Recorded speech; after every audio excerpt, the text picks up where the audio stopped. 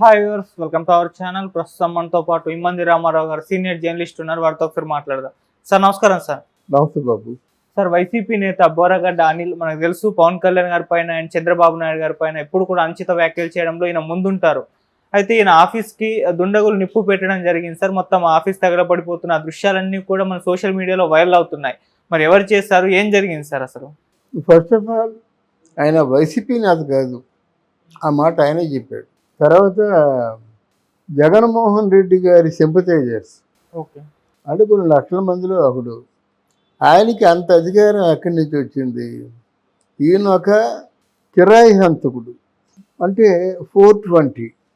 ఆయన మీద ఎన్నో కేసులు ఉన్నాయి.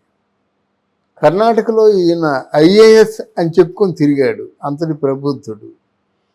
ఏదో పార్టీలో రిపబ్లికన్ పార్టీలో చైర్మన్ అంటాడు, సెక్రటరీ అంటాడు, ఏమంటాడో తెలీదు.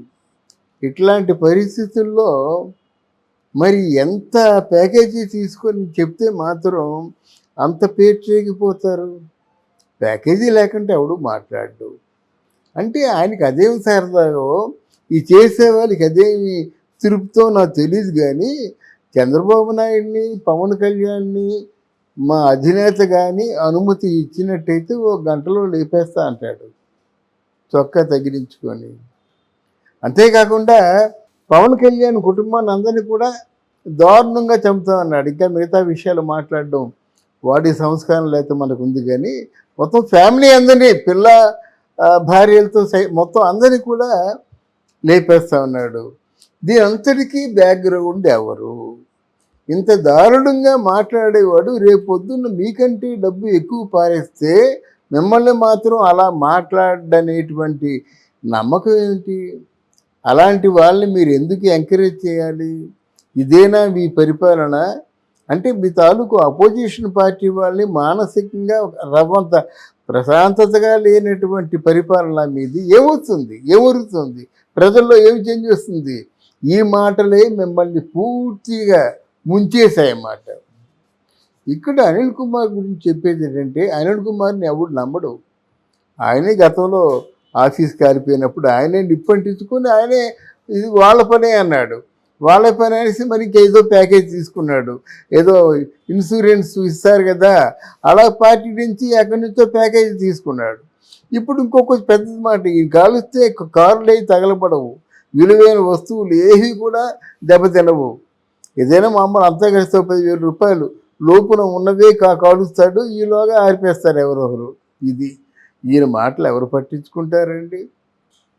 పైగా తెలుగుదేశం పార్టీ వాళ్ళకి, జనసేన పార్టీ వాళ్ళకి కూడా ఎప్పుడు కూడా ఆయన వార్నింగ్లు ఇస్తుంటాడు. తీరా తెలుగుదేశం పార్టీ వాళ్ళు వెళ్తే పారిపోతాడు. జనసేన పార్టీ వాళ్ళు వెళ్తే ఇగో నన్ను కొట్టడానికి వచ్చారని కంప్లైంట్లు చేస్తుంటాడు. కంప్లైంట్లు చేస్తే మాత్రం ఎవరిని పట్టుకుంటారు? నువ్వంటే వందల మందికి కాదు, వేల మందికి అసహ్యం. నువ్వు కనిపిస్తే అసలు నువ్వు కనిపించకుండా చేసేస్తారు. అది నీ మీద ఉన్నటువంటి ఆ కోపం మాట. ఈరోజు మళ్ళీ మాట్లాడుతున్నాడు. మాట్లాడుతుంటే ఎవరైనా మాటలు వింటారు? ఎవరైనా మాటలు ఎందుకు వినాలండి?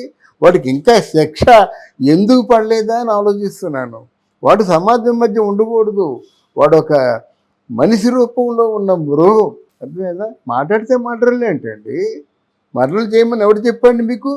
సీఎం చేస్తే చెప్తే మర్డర్ చేసేస్తావా? సీఎంకి ఏమో మర్డర్ చేయమనే అర్హత ఉందా ఏమిటి అసలు? అందువలన ఈరోజు బోరగడ్డ అనిల్ కుమార్ని ఇంకా సభ్య సమాజంలో ఉంచడం, ఎవరైనా ప్రభుత్వంలోకి వస్తే ఇవాళ ప్రమాణ స్వీకారాలు అయ్యాయి కదా, ఆ హోంమంత్రి ఎవరో తెలుసుకొని మనమే చెప్దాం. ఇలాంటి చీడ పురుగులు లేరు పారేస్తే కానీ సమాజం బాగుపడుతూ మీ తాలూకు అంటే తక్షణ కర్తవ్యం. అంటే మీరు డబ్బులు ఇచ్చేస్తే ఎవరిని చంపేస్తారా? అందువల్ల ఈ విషయాలన్నిటికీ కూడా సమాధానం మొన్న రిజల్ట్ చెప్పింది. రోజా మాట్లాడినా, కొడాలి నాని టచ్ చేయడమే అన్నారు. ఏమైపోయాడు? ఇప్పుడు ముండ మోసినట్టు కూర్చున్నాడు. ఎందుకు ఆ మాటలు? మరి ఇప్పుడు బూతులు రావటం లేదే. ఇప్పుడు అమ్మనా బూతులు మాట్లాడేవాడికి ఇప్పుడు బూతులు రావటం లేదేంటి? అంటే అప్పుడు మీ మీద ఒక అధిపతి, మీరు ఏమి చేసినా సరే తట్టుకుంటాడు, మీరేం చేసినప్పుడు కూడా సాగిపోతుందనే కదా మీరు మాట్లాడారు. తస్మాత్ జాగ్రత్త. ముందు ముందు పవన్ కళ్యాణ్ వస్తున్నాడు.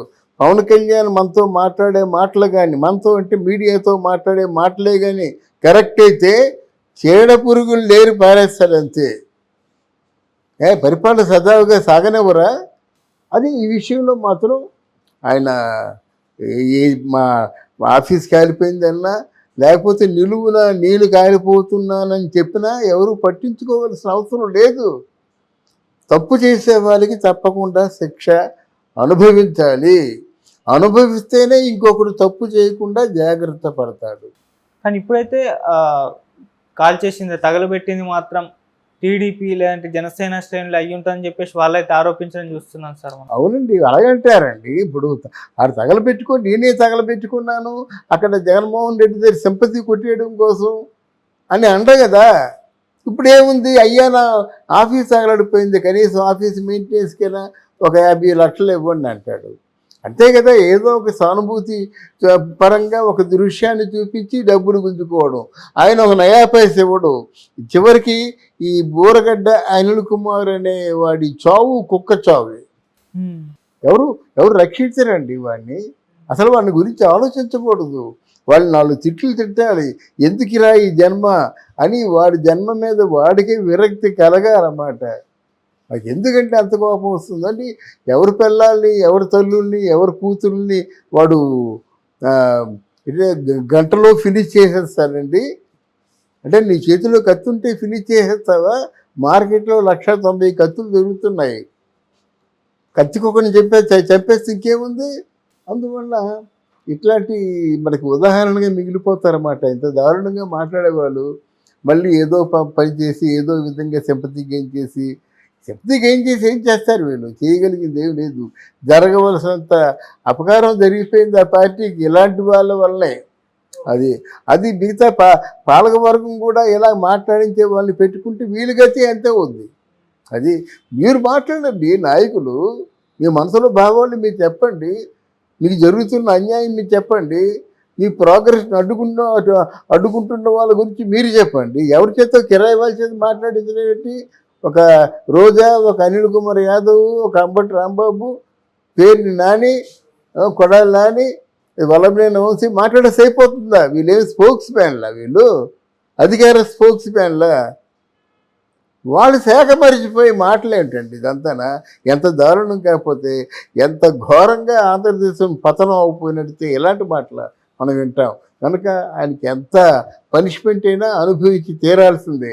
వాడే కాదు, ఆ రూపంలో ఉన్నవాళ్ళు, అలా చేసిన వాళ్ళు ఎవరికైనా తగిన శిక్ష వేస్తే ఇంకొకటి తప్పు చేయడు. కానీ ఇప్పుడైతే కాల్ చేసింది తగలబెట్టింది మాత్రం టీడీపీ లేదంటే జనసేన శ్రేణులు అయ్యి ఉంటుందని చెప్పేసి వాళ్ళైతే ఆరోపించడం చూస్తున్నాను సార్. అవునండి, అలాగంటారండి. ఇప్పుడు ఆడు తగలబెట్టుకొని నేనే తగలబెట్టుకున్నాను అక్కడ జగన్మోహన్ రెడ్డి దగ్గర సింపతి కొట్టేయడం కోసం అని అంట కదా. ఇప్పుడు ఏముంది, అయ్యా నా ఆఫీస్ తగలడిపోయింది, కనీసం ఆఫీస్ మెయింటెనెన్స్కైనా ఒక 50 లక్షలు ఇవ్వండి అంటాడు. అంతే కదా, ఏదో ఒక సానుభూతి పరంగా ఒక దృశ్యాన్ని చూపించి డబ్బులు గుంజుకోవడం. ఆయన ఒక నయా పైసా ఇవ్వడు. చివరికి ఈ బూరగడ్డ అనిల్ కుమార్ అనే వాడి చావు కుక్క చావు. ఎవరు రక్షించరండి వాడిని. అసలు వాడిని గురించి ఆలోచించకూడదు. వాళ్ళు 4 తిట్లు తిట్టాలి, ఎందుకురా ఈ జన్మ అని వాడి జన్మ మీద వాడికి విరక్తి కలగాలన్నమాట. నాకు ఎందుకంటే అంత కోపం వస్తుందండి. ఎవరి పిల్లల్ని, ఎవరి తల్లుల్ని, ఎవరి కూతుర్ని వాడు గంటలో ఫినిష్ చేసేస్తాడండి. అంటే నీ చేతిలో కత్తి ఉంటే ఫినిష్ చేసేస్తావా? మార్కెట్లో 190 కత్తులు దొరుకుతున్నాయి. కత్తికొకరిని చంపేస్తే ఇంకేముంది? అందువల్ల ఇట్లాంటి మనకి ఉదాహరణగా మిగిలిపోతారన్నమాట. ఇంత దారుణంగా మాట్లాడేవాళ్ళు మళ్ళీ ఏదో పని చేసి ఏదో విధంగా సింపతి గెయిన్ చేసి ఏం చేస్తారు? వీళ్ళు చేయగలిగింది ఏం లేదు. జరగవలసినంత అపకారం జరిగిపోయింది ఆ పార్టీకి ఇలాంటి వాళ్ళ వల్లనే. అది మిగతా పాలకవర్గం కూడా ఇలా మాట్లాడించే వాళ్ళని పెట్టుకుంటే వీళ్ళ గతి అంతే ఉంది. అది మీరు మాట్లాడండి, నాయకులు మీ మనసులో భావాన్ని మీరు చెప్పండి, మీకు జరుగుతున్న అన్యాయం మీరు చెప్పండి, మీ ప్రోగ్రెస్ని అడ్డుకుంటున్న వాళ్ళ గురించి మీరు చెప్పండి. ఎవరి చేత కిరాయి వాళ్ళ చేత మాట్లాడించలేబట్టి ఒక రోజా, ఒక అనిల్ కుమార్ యాదవ్, ఒక అంబటి రాంబాబు, పేరుని నాని, కొడాలి నాని, వల్లభనేని వంశీ మాట్లాడేసి అయిపోతుందా? వీళ్ళేమి స్పోక్స్ మ్యాన్లా? వీళ్ళు అధికార స్పోక్స్ మ్యాన్లా? వాళ్ళు శాఖ మరిచిపోయి మాటలేంటండి ఇదంతానా? ఎంత దారుణం, కాకపోతే ఎంత ఘోరంగా ఆంధ్రదేశం పతనం అయిపోయినట్టు ఇలాంటి మాటలు మనం వింటాం. కనుక ఆయనకి ఎంత పనిష్మెంట్ అయినా అనుభవించి తీరాల్సిందే. వాడే కాదు, ఆ రూపంలో ఉన్నవాళ్ళు, అలా చేసిన వాళ్ళు ఎవరికైనా తగిన శిక్ష వేస్తే ఇంకొకటి తప్పు చేయడు. Okay sir.